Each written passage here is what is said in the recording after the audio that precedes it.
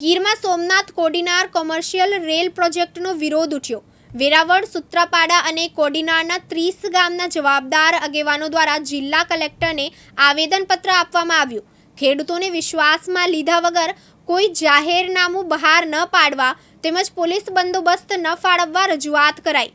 લીલી નાઘેર બચાવ સંઘર્ષ સમિતિ અને ખેડૂત એકતા મંચના નેજા હેઠળ આવેદનપત્ર અપાયું। ખેડૂત એકતા મંચ ગીર સોમનાથ જિલ્લા પ્રમુખ રમેશભાઈ બારડ, લીલી નાઘેર બચાવ સંઘર્ષ સમિતિ વતી ખેડૂત અગ્રણી રામભાઈ વાઢેર, જયસિંહ જાદવ, પ્રતાપભાઈ જાદવ, દીપક કાછેલા, સંજયભાઈ મોરી સહિત વેરાવળ, સુત્રાપાડા અને કોડીનાર તાલુકાના અસરગ્રસ્ત 30થી વધુ ગામોના જવાબદાર મુખ્ય આગેવાનોએ સોમનાથ કોડીનાર ખાસ માલવાહક રેલવે લાઇન પ્રોજેક્ટ ખેડૂતો માટે હાનિકારક હોય આ મુદ્દે કોઈ જાહેરનામું પ્રસિદ્ધ ન કરવા તેમજ પોલીસ દ્વારા બંદોબસ્ત ન ફાળવવા મુદ્દે લેખિત રજૂઆત કરી હતી।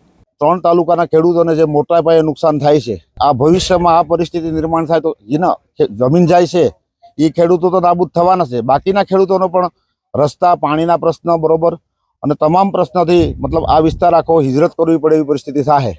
આ પ્રોજેક્ટ અમારી રજૂઆત ધ્યાનમાં સરકાર નહીં લે બરોબર, અને તો ભવિષ્યમાં અમે તમામ મતલબ અસરગ્રસ્ત અને બિનઅસરગ્રસ્ત ખેડૂતો મળી અને સાથે વિશાળ એક સંમેલન બોલાવશું અને આના માટે અમે મતલબ એક શાંતિપ્રિય રીતે પહેલાં અમે આંદોલનની શરૂઆત કરશું અને છતાં પરિણામ નહીં આવે તો અમે આત્મવિલોપન જેવા પ્રયોગો કરશું અને અહિંસક ને બદલે હિંસક આંદોલન થાય તો એમાં સરકારની જવાબદારી રહેશે બરોબર, ખેડૂતોની જવાબદારી રહેતી નથી। આવું કોઈ છે નહીં કે અમે આગેવાની લઈ છે ટોળું કોઈના કાબૂમાં રહેવાનું નથી અને ટોળું 100% ભેગું થવાનું છે। અત્યારે જે 2019થી હાલ એ શાંતિપ્રિય રીતે હાલતું હતું, આ 5મી વખત સર્વે કર્યું છે બરોબર, અને ખેડૂતોને સતત ટેન્શનમાં રહે છે, માનસિક રીતે, આર્થિક રીતે ખેડૂતોના માલઢોરના બાંધકામ કરી શકતા નથી। અમારા વિસ્તારમાં અત્યારે અમારા જ ગામમાં પ્રસનાળામાં 25 થી 30 રહી છે, માઇસ એરિયામાં દીપડાનો 50 દીપડા રહી છે કાયમ માટે, ફોરેસ્ટ એરિયા છે જ્યાં પણ। તો આ રેલવે લાઇન છે એને જે મીટર ગેજ છે તાલાળાવાળી એ કોડીનાર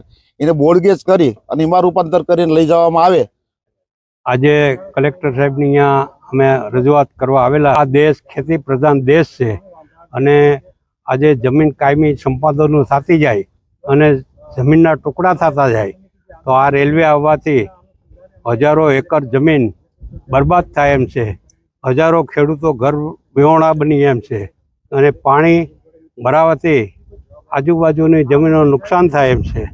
તો આ રેલવે બંધ રહે એ માટે અમે ખેડૂત વતી અને ખેડૂતો પ્રયત્ન કરી રહ્યા છે। ખેડૂત એકતા મંચ અને લીલી નાગર સંઘર્ષ સમિતિ બેના નેજા હેઠળ અમે આજે સાહેબને અરજી આપેલી છે। આ જે રેલવે લાઇન આવે છે એમાં અંદાજિત 30 ગામડા આવે છે અને 1500 વીઘા જમીન આવે છે ને 4000 ખેડૂત એવા આવે છે કે જે અસરગ્રસ્ત થાય છે અને 1500 ખેડૂત એવા છે જે ખાતેદાર મટી જાય છે।